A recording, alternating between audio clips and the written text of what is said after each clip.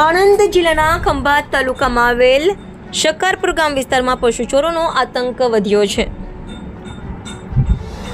નાકોડીની વાવ નજીક આવેલા ખેતરમાં બનેલી એક ઘટનાએ ફરીથી ચર્ચા મચી ગઈ છે. ગિરીશભાઈ ભીખાભાઈ પટેલ પોતાના જ ખેતરમાં પશુપાલન કરતા હતા.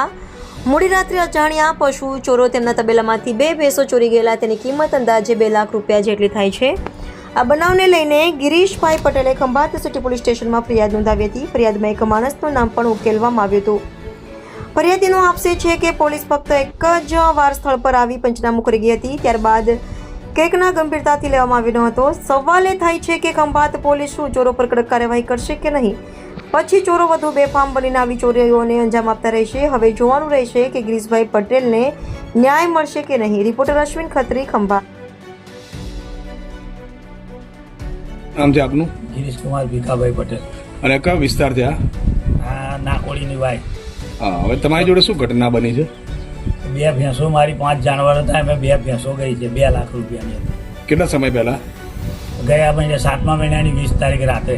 હા, અને તમે આના વિશે પોલીસને જાણ કરી છે? હા. કયા પોલીસ સ્ટેશને જાણ કરી છે? ખંભાત 3 દરવાજા સિટી પોલીસ.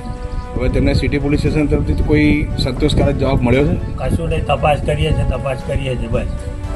પણ તપાસ થતી નથી કોઈ પણ. ચોર પણ આપણે આલ્યો સકમંજમાં અને ચોરની પણ એ લોકો કદી પૂછપરછ કરતા નથી.